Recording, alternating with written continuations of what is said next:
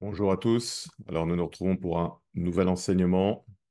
Voilà, donc c'est toujours dans la thématique du royaume de Dieu. Et maintenant, ce qu'on va voir, c'est la culture du royaume. Chaque nation a sa culture, hein. Et on va voir que, de même qu'une nation a une culture, le royaume de Dieu a également une culture. Alors, on va le voir en 6 parties, hein. Donc, l'honneur qui est dû au roi, première partie. Seconde partie, l'honneur envers les autres. Troisième partie, la langue du royaume de Dieu. Quatrième partie, la constitution, là, qui est la Bible du royaume de Dieu.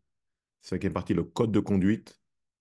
Et enfin, les principes des lois spirituelles, notamment le principe de semer-récolter, qui fait partie de la culture du royaume.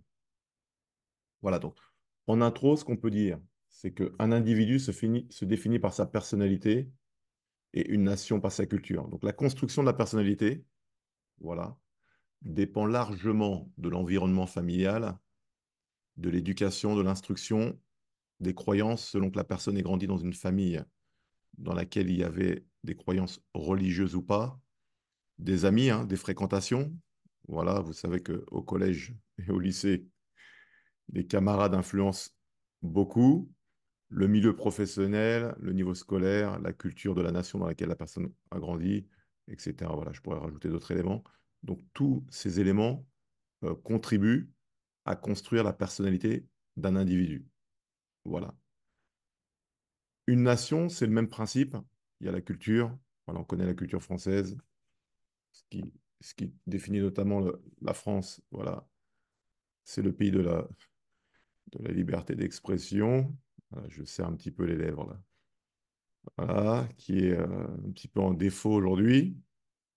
Mais voilà, lorsqu'on va parler de la France, on va penser à liberté d'expression, on va pas penser à Paris, au musée, on va penser à la gastronomie française. Voilà, toutes ces choses qui vont caractériser la France. Et de la même manière, lorsqu'on regarde les Écritures, voilà, un royaume a lui aussi des principes. Et donc, au temps des rois, lorsqu'il y avait un royaume, il y avait un honneur qui était dû au roi, il y avait une langue, il y avait une constitution, il y avait une religion, il y avait un mode de vie, il y avait une monnaie, il y avait des valeurs morales qui constituaient aussi, qui composaient ce royaume. Et ben, c'est le même principe concernant le royaume des cieux qui vient envahir la terre. Il vient avec une culture, il vient avec des principes. Alors, dans toute dans tout royaume, l'honneur revient au roi. Voilà, la monarchie, c'est ce principe-là. Et donc, dans le royaume de Dieu, les membres du royaume doivent honorer le roi qui est Dieu. Et donc, le psaume 103, verset 19, l'Éternel a établi son trône dans les cieux et son règne domine sur toute chose. Voilà. Et donc, le commandement premier, le plus important dans le royaume de Dieu, c'est aimer Dieu de tout son cœur. Marc 12, versets 28 à 34. Un des scribes qui les avait entendus discuter, sachant que Jésus avait bien répondu aux Sadducéens, s'approcha et lui demanda quel est le premier de tous les commandements. Jésus répondit, voici le premier. Écoute, Israël, le Seigneur, notre Dieu, est l'unique Seigneur. Tu aimeras le Seigneur ton Dieu de tout ton cœur, de toute ton âme, de toute ta pensée et de toute ta force. Voici le second, tu aimeras ton prochain comme toi-même. Il n'y a point d'autre commandement plus grand que cela. Le scribe lui dit, bien maître, tu as dit avec vérité que Dieu est unique et qu'il n'y a point d'autre que lui, et que l'aimer de tout son cœur, de toute sa pensée, de toute son âme et de toute sa force, et aimer son prochain comme soi-même, c'est plus que tous les holocaustes et tous les sacrifices. Jésus, voyant qu'il avait répondu avec intelligence, lui dit, tu n'es pas loin du royaume de Dieu, et personne n'osa plus lui proposer des questions. Voilà. Donc dans le royaume, le premier principe, c'est rendre gloire au roi, et donc les personnes qui font partie du royaume de Dieu, ils vont honorer leur roi, voilà, qui est Dieu, en l'aimant de tout leur cœur, de toute leur âme, de toute leur force, de toute leur pensée. C'est le premier commandement du décalogue, des 10 commandements. Voilà. Ensuite, le culte envers Dieu, mais lorsque ce culte est rendu à Dieu, on voit qu'il y a une attitude que Dieu agrée et une autre que Dieu rejette. Donc tout ça, c'est la même chose en fait. C'est des postures de cœur. Donc concernant le culte envers Dieu, voilà, certains vont utiliser le mot célébration, adoration. Voilà, c'est le fait de rendre gloire à Dieu. Dieu rejette le croyant hypocrite. Donc, Ésaïe 29, 13, le Seigneur dit, quand ce peuple s'approche de moi, il m'honore de la bouche et des lèvres, mais son cœur est éloigné de moi. Et la crainte qu'il a de moi n'est qu'un précepte de tradition humaine. Le verset, il est fort, hein. Voilà. Et donc, Dieu n'aime pas les gens qui l'honorent de la bouche et des lèvres, mais dont le cœur est éloigné de lui. C'est ce qu'on appelle l'hypocrisie. Voilà. Dieu, lui, ce qu'il aime, c'est le croyant authentique. Et ça, on le voit dans Romains 12, 1. Frères et sœurs chrétiens, Dieu est plein de bonté pour nous. Alors, je vous demande ceci, offrez-lui votre personne et votre vie. C'est le sacrifice réservé à Dieu et qui lui plaît. Voilà le vrai culte que vous devez lui rendre. Romains 12, 1, c'est la version parole de vie. Mais la version Louis II 1910 dit offrez-lui vos corps comme un sacrifice vivant, ce qui est de votre part un culte raisonnable. En d'autres termes, vu que Christ est mort à la croix pour vos péchés, la moindre des choses que vous pouvez faire, c'est de faire la même chose en offrant un sacrifice véritable, en offrant vos vies, voilà, comme un sacrifice authentique à Dieu. Alors, Dieu recherche des personnes qu'il adore en esprit, en vérité. Donc, l'adoration ne consiste pas simplement à chanter des chants, hein, mais c'est une posture de cœur, c'est-à-dire c'est avoir un cœur qui soit totalement aligné avec les paroles que l'on déclare. C'est un cœur qui est totalement dirigé vers Dieu. Et donc, dans Jean chapitre 4, verset 23-24, mais l'heure vient, et elle est déjà venue, où les vrais adorateurs adoreront le Père en esprit et en vérité. Car ce sont là les adorateurs que le Père demande. Dieu est esprit, et il faut que ceux qui l'adorent en esprit et en vérité.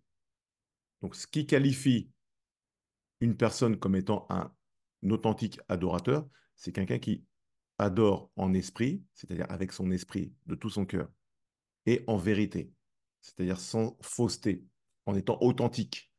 Voilà. Ensuite, quatrième point, Dieu ne répond qu'aux prières qui sont faites en accord avec sa parole. 1 Jean 5, 14 à 15, nous avons auprès de lui cette assurance que si nous demandons quelque chose selon sa volonté, il nous écoute. Et si nous savons qu'il nous écoute, quelque chose que nous demandions, nous savons que nous possédons la chose que nous lui avons demandée. OK? Donc là, c'était le premier point. Donc je récapitule rapidement. Voilà, donc le premier point, c'est dans un royaume, c'est l'honneur qui est dû au roi. Voilà. Deuxième point maintenant, c'est l'honneur envers les autres. Ça, c'est les principes du royaume de Dieu. Jacques 2,8, si vous accomplissez la loi royale selon l'Écriture, tu aimeras ton prochain comme toi-même, vous faites bien.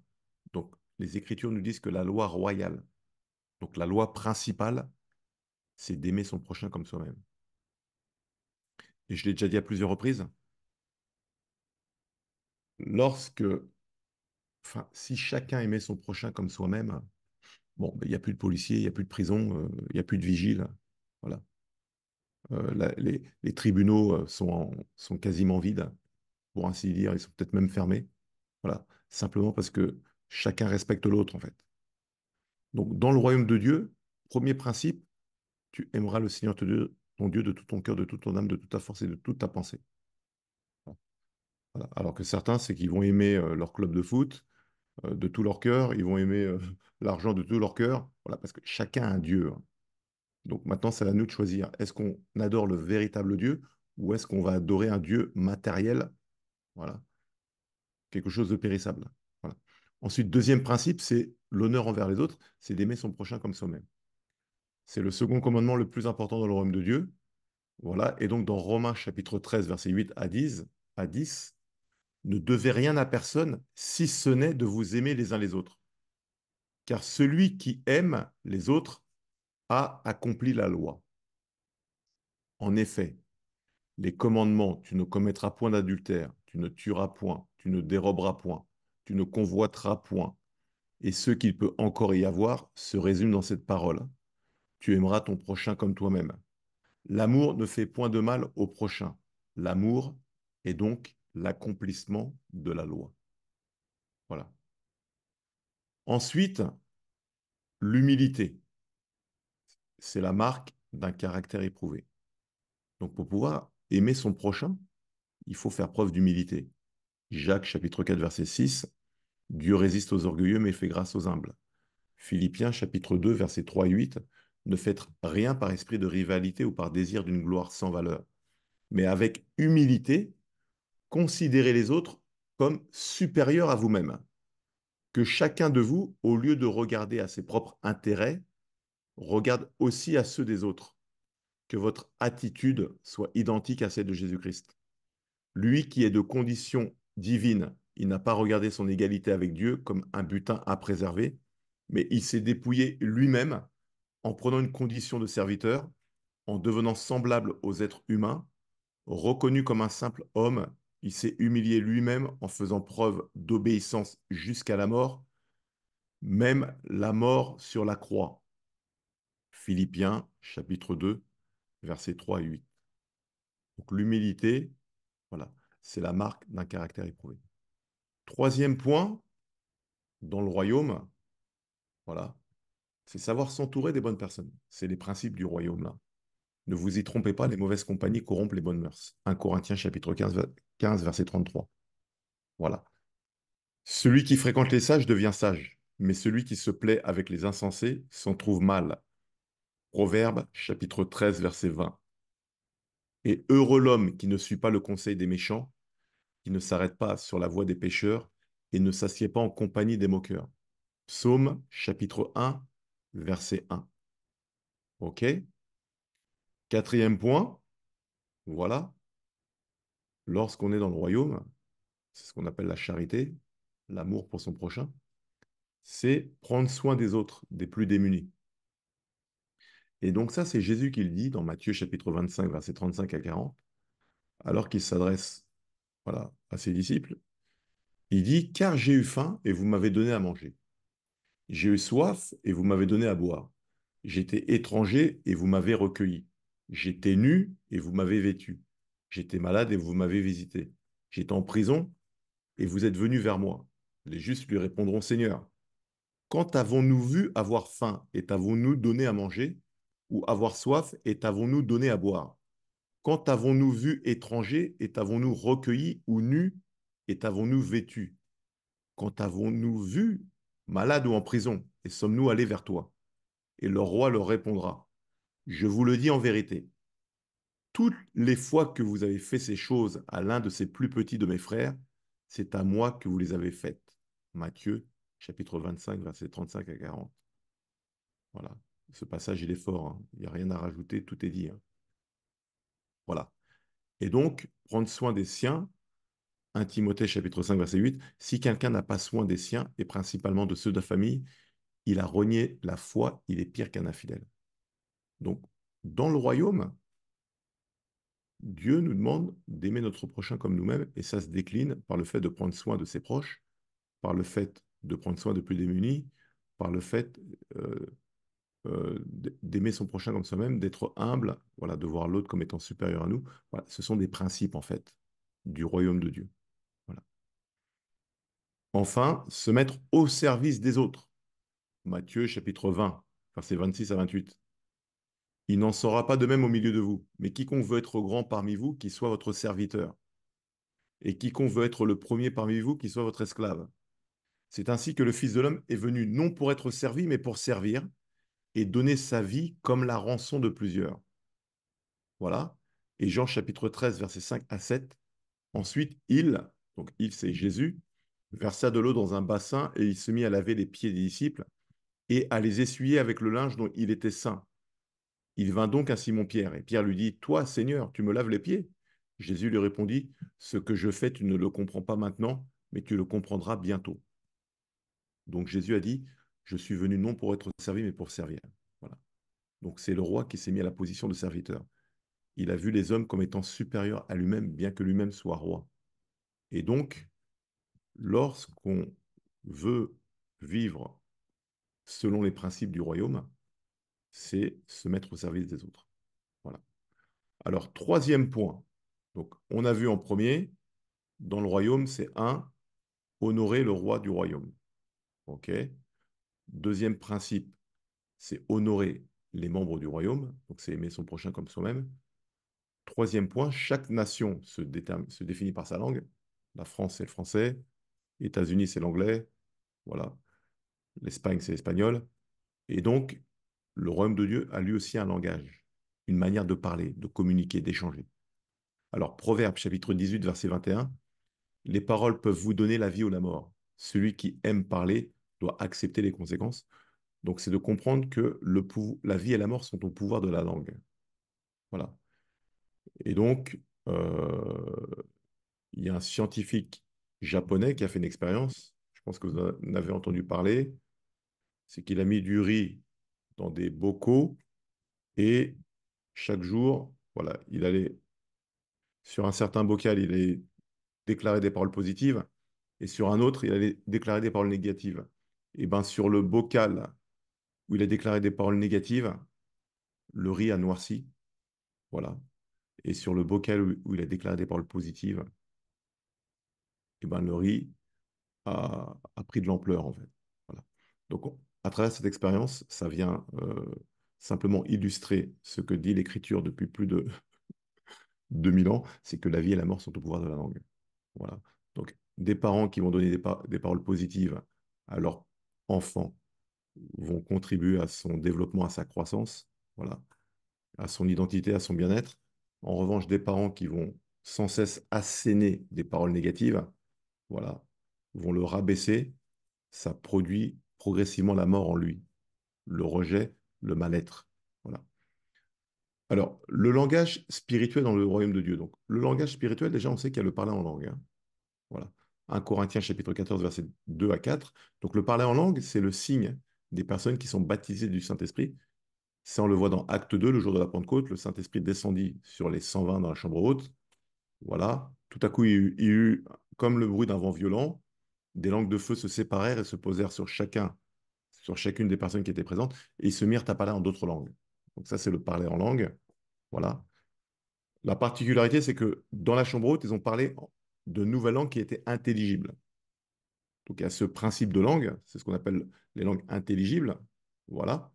Mais il y a les langues inintelligibles, mais qui sont inspirées par l'esprit. C'est ce que Paul explique dans 1 Corinthiens chapitre 14, versets 2 à 4. En effet, celui qui parle en langue ne parle pas aux hommes, mais à Dieu, car personne ne le comprend.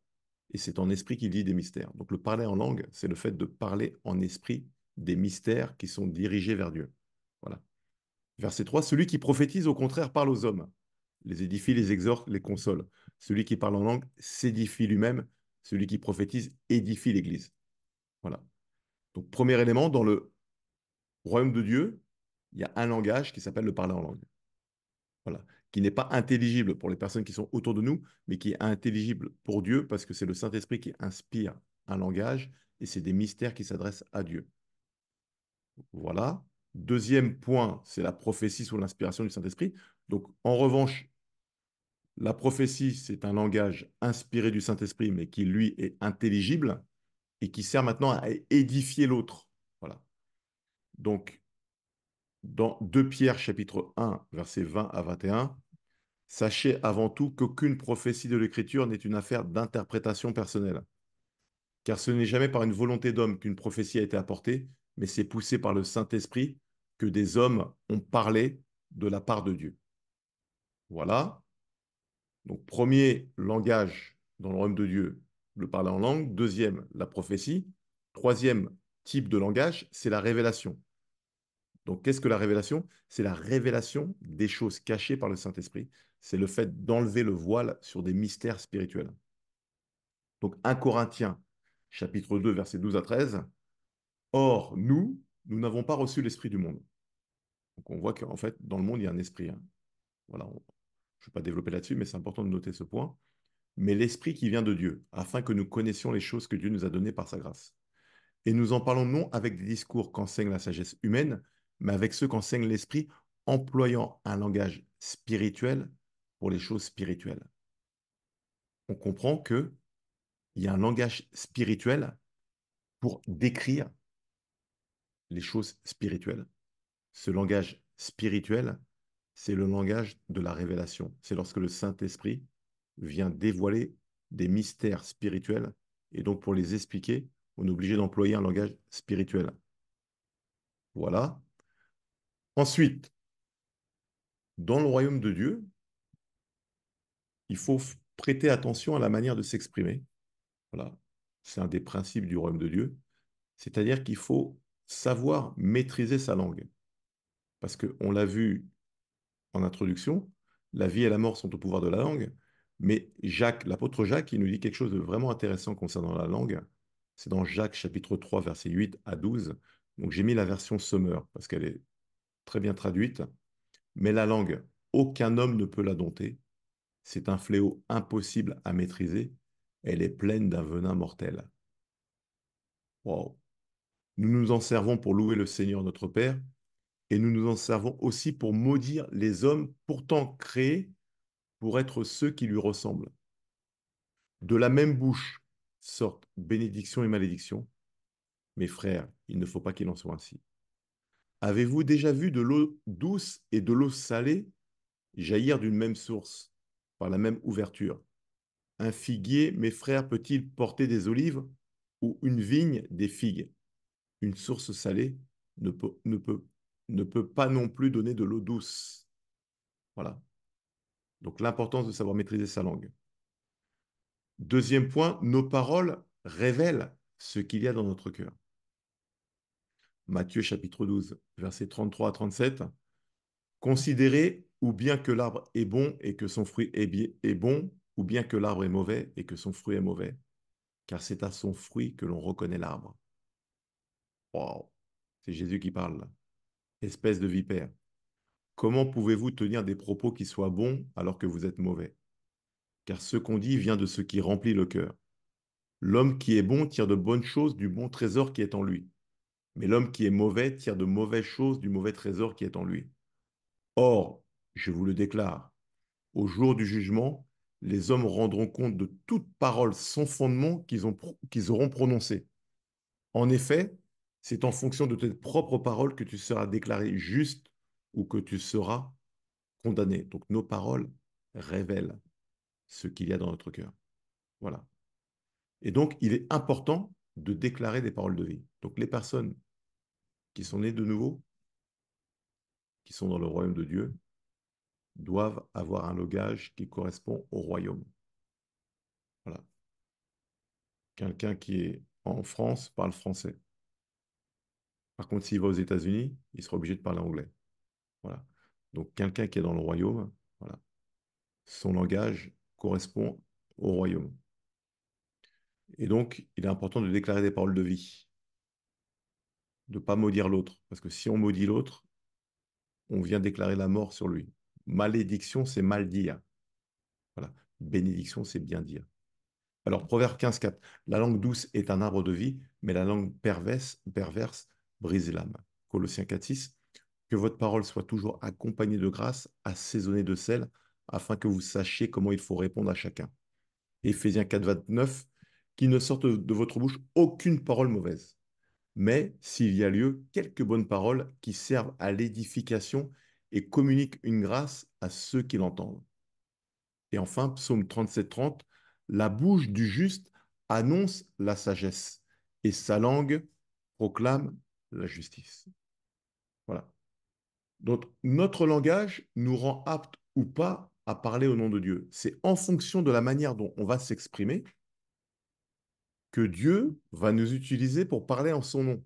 C'est ce qu'il dit à Jérémie dans le chapitre 15, au verset 29. Il lui dit, si tu sépares ce qui est précieux de ce qui est vil, tu seras comme ma bouche. D'autres versions vont dire, si tu sépares ce qui est de valeur de ce qui est futile, voilà, ou de ce qui est grossier, alors tu seras comme ma bouche. Voilà.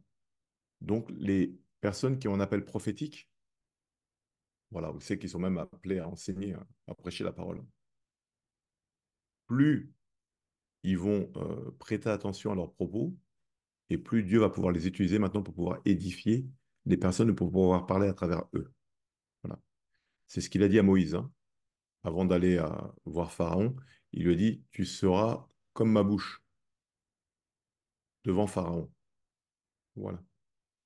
Alors, quatrième point, alors petit récapitulatif, hein. Donc, on a vu la culture du royaume. Premier point, la culture du royaume se la culture du royaume se définit par son roi, pardon, qui est Dieu. Tu aimeras le Seigneur ton Dieu de tout ton cœur, de toute ton âme, de toute ta force, de toute ta pensée. Deuxième élément, le royaume de Dieu se définit par les relations avec les autres membres du royaume et avec les personnes. Donc c'est le deuxième commandement du décalogue, tu aimeras ton prochain comme toi-même. Troisième point, un royaume se définit par sa langue. Donc on vient de voir quels étaient les éléments de langage voilà, du royaume. Quatrième point, maintenant, un royaume se définit par sa constitution. En France, on a la constitution française. Et donc, le royaume de Dieu, lui, se définit par sa Bible. Donc, la Bible correspond à la constitution du royaume de Dieu. Donc, plus on connaît la Bible, plus on connaît les principes qui composent ce royaume. Voilà. Psaume 119, verset 11, je serre ta parole dans mon cœur afin de ne pas pécher contre toi. Donc, c'est la connaissance de la constitution du royaume, à savoir la Bible, qui va nous permettre de marcher de manière juste ou au contraire de transgresser les principes que Dieu a établis. Alors, premier point, il faut étudier la Bible pour connaître les lois du royaume. Psaume 119, verset 9, l'obéissance à la parole permet de marcher dans les voies de Dieu. Donc voilà, Psaume 119, verset 9, comment le jeune homme rendra-t-il pur son sentier en se conformant à ta parole? Voilà. La connaissance de la parole procure l'intelligence et la clarté. Psaume 119, versets 104 à 105. Grâce à tes décrets, je deviens intelligent. C'est pourquoi je déteste toute voie de mensonge. Ta parole est une lampe à mes pieds et une lumière sur mon sentier. Voilà. Et donc, c'est la méditation de la parole, donc c'est la méditation de la constitution biblique, si je peux parler ainsi, qui permet de réussir selon les principes du royaume. Voilà. Josué, chapitre 1, verset 8. Que ce livre ne s'éloigne point de ta bouche, médite-le jour et nuit pour agir fidèlement selon tout ce qui est écrit, car c'est alors que tu auras du succès dans tes entreprises, c'est alors que tu réussiras. Voilà. Cinquième point, chaque culture a un mode de conduite. Voilà. Jadis, il y avait à l'école, voilà, pour les plus anciens, il y avait, comment on appelait ça là on apprenait les droits civiques. Voilà. Eh ben, dans le royaume, on peut dire qu'il y a en quelque sorte des droits civiques. Voilà. Les droits civiques, c'est les droits du citoyen. Alors, quel est le code de conduite? Ésaïe 5,20 nous dit, malheur à ceux qui appellent le mal bien et le bien mal, qui changent les ténèbres en lumière et la lumière en ténèbres, qui changent l'amertume en douceur et la douceur en amertume. Alors, ce qui est intéressant, en fait, c'est que voilà, l'Europe, au départ, c'est fondé sur des principes judéo-chrétiens. Voilà. Le christianisme a influencé tout l'Occident. Et la France était jadis appelée voilà, la fille aînée de l'Église. Et donc, le christianisme a participé à la construction de la culture française. Progressivement, on a pu voir qu'il y a eu des changements de paradigme et de paramètres, je dirais. Voilà. Et le tuteur s'est déplacé. Et aujourd'hui, donc, il y a plein de choses qui jadis étaient mal, qui aujourd'hui sont appelées bien, et qui jadis étaient bien, et qui aujourd'hui sont appelées mal. Voilà. Dans le royaume, on voit que ces éléments-là ne changent pas selon les époques, selon les années, selon les siècles. Ce sont des principes intangibles. Voilà. Alors, qu'est-ce qu'on peut voir? C'est que le premier élément, donc, c'est les œuvres de la chair versus le caractère de Christ. Matthieu 5,16. Que votre lumière luise ainsi devant les hommes, afin qu'ils voient vos bonnes œuvres et qu'ils glorifient votre Père qui est dans les cieux. Donc, au niveau du royaume, il y a deux types de comportements. Il y a le comportement qui est conduit par la chair. Donc ça, c'est notre nature adamique. C'est par les cinq sens. C'est par les passions qui combattent la chair. Ça, c'est le comportement charnel. Et il y a le comportement qui est conduit par l'esprit. Donc ça, c'est le Saint-Esprit qui nous conduit. Galates chapitre 5, verset 19 à 22. Les œuvres de la nature, c'est la version second 21. Les œuvres de la nature humaine sont évidentes. Donc les œuvres de la chair, ce sont l'adultère, l'immoralité sexuelle, l'impureté, la débauche, l'idolâtrie, la magie, les haines, les querelles, les jalousies, les colères, les rivalités, les divisions, les sectes, l'envie, les meurtres, l'ivrognerie, les excès de table et les choses semblables. Voilà, je vous préviens, comme je l'ai déjà fait, ceux qui ont un tel comportement n'hériteront pas du royaume de Dieu. Verset 22, mais le fruit de l'esprit, c'est l'amour, la joie, la paix, la patience, la bonté, la bienveillance, la foi, la douceur, la maîtrise de soi. Donc là, en fait, on voit deux types de comportements. Un, dirigé par la chair, le corps, les cinq sens, les passions, les émotions. Le deuxième, dirigé par l'esprit. Et le fruit de l'esprit, c'est l'amour, la joie, la paix, la patience, la bonté, la bienveillance, la foi, la douceur et la maîtrise de soi. OK? Ensuite, sixième point. Dans le royaume, il y a un principe. C'est une loi intangible. C'est la loi qui s'appelle semer, récolter. Voilà. Galates, chapitre 6, verset 7. Ce qu'un homme aura semé, il le moissonnera aussi. OK. Si je sème, je moissonne. Si je ne sème pas, je moissonne pas. Si je sème le bien, je récolte le bien. Si je sème le mal, je récolte le mal. Si je sème l'amour, je récolte l'amour. Si je sème la haine, je récolte la haine. C'est un principe fondamental qui s'applique à tous les êtres humains. Tous les êtres humains. C'est la raison pour laquelle vous verrez que généralement, un dictateur qui a, qui a tué des gens, généralement, il va mourir d'une façon tragique. Voilà. À l'inverse, quelqu'un qui toute sa vie a fait du bien, vous verrez que le bien sera à ses côtés à la fin de sa vie. Donc, ce sont des principes qui concernent les personnes qui sont croyantes comme les personnes qui sont non croyantes parce que ce sont des principes intangibles, universels. Voilà. Alors, Dieu, lui, c'est un donateur. On va voir plusieurs versets où on voit que Dieu, c'est quelqu'un qui donne, en fait.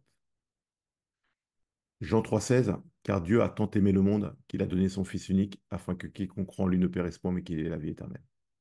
Romains chapitre 8, verset 32, lui qui n'a pas épargné son propre Fils mais l'a donné pour nous tous, comment ne nous accorderait-il pas aussi tout avec lui? Romains chapitre 5, verset 6 à 8, en effet, alors que nous étions encore sans force, Christ est mort pour des pécheurs au moment fixé. À peine mourrait-on pour un juste. Peut-être accepterait-on de mourir pour quelqu'un de bien. Mais voici comment Dieu prouve son amour envers nous. Alors que nous étions encore des pécheurs, Christ est mort pour nous. Donc on voit que Dieu, c'est quelqu'un qui fait des dons. Le premier don qu'il a fait, enfin, l'un des dons les plus grands qu'il a fait, c'est d'offrir son Fils.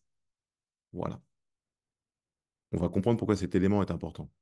Jésus aussi, c'est quelqu'un qui donne aussi, c'est un donateur.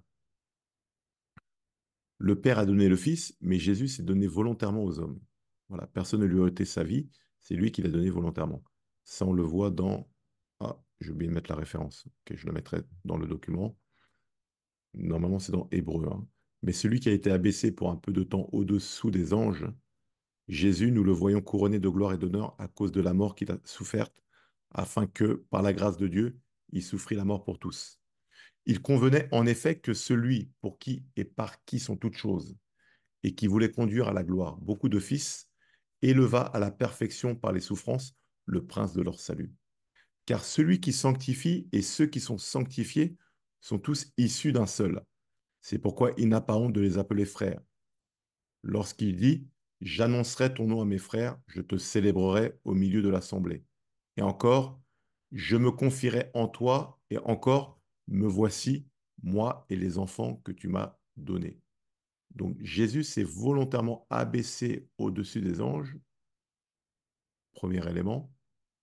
Et deuxième élément, il s'est volontairement donné en sacrifice pour le salut des hommes.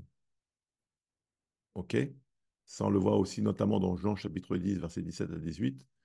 Le Père m'aime parce que je donne ma vie afin de la reprendre. Personne ne me l'ôte, mais je la donne de moi-même. J'ai le pouvoir de la donner, j'ai le pouvoir de la reprendre. Tel est l'ordre que j'ai reçu de mon Père.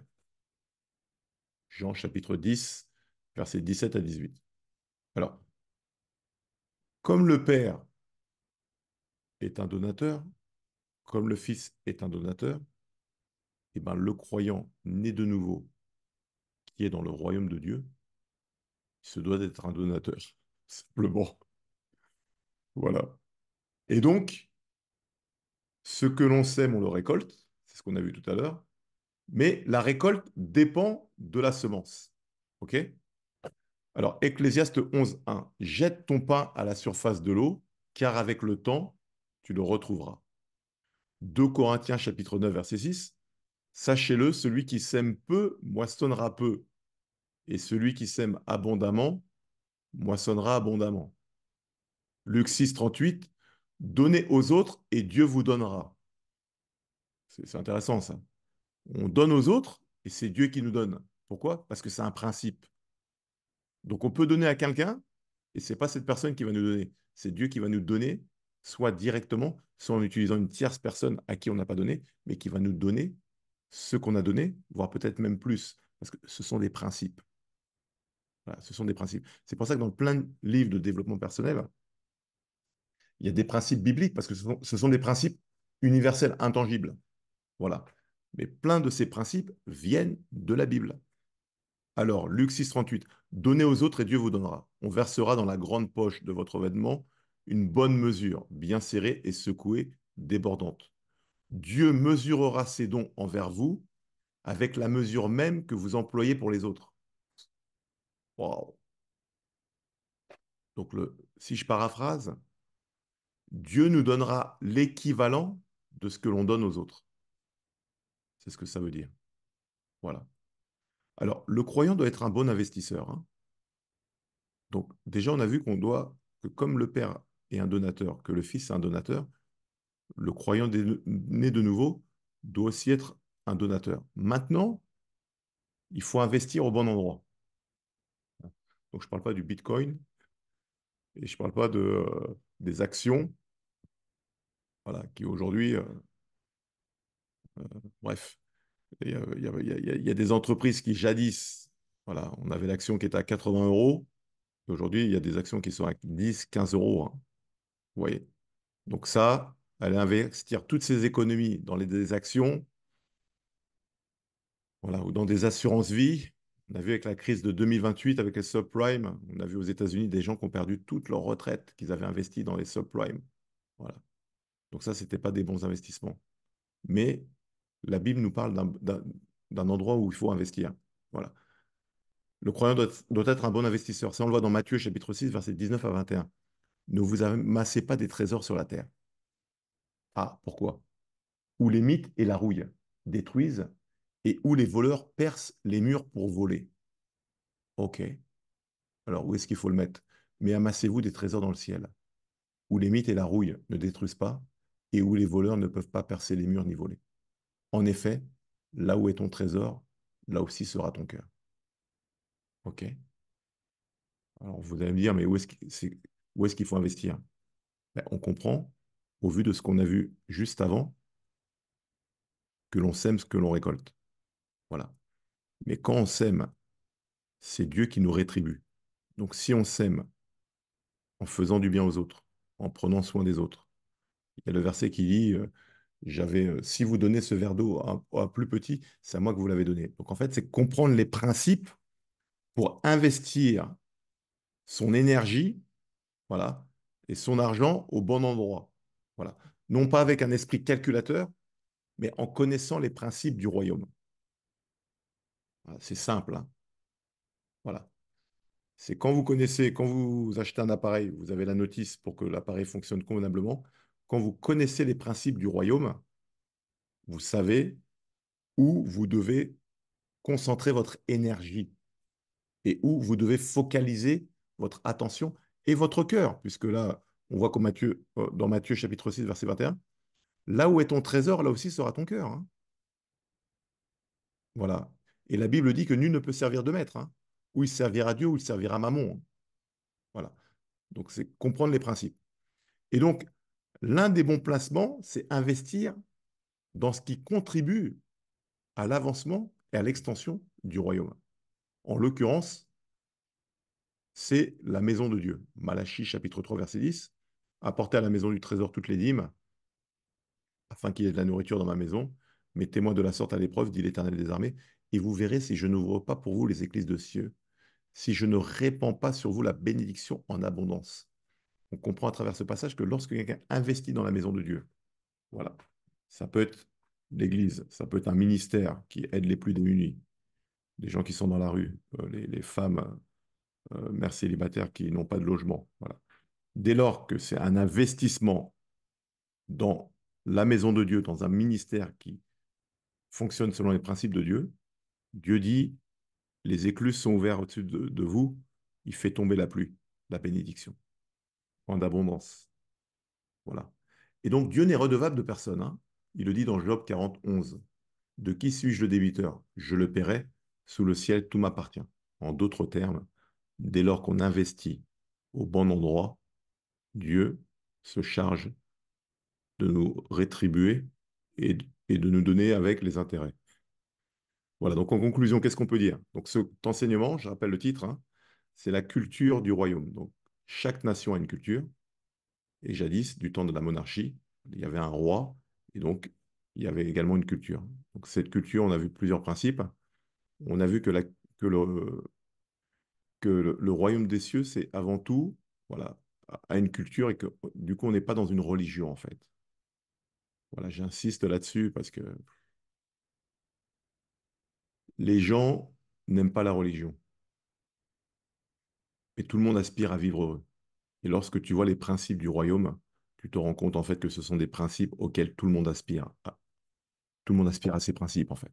Voilà. Mais la religion est venue déformer le message, la bonne nouvelle de l'évangile. Donc, qu'est-ce qu'on a vu? Le royaume, il est simple, hein. Premièrement, c'est honorer le roi.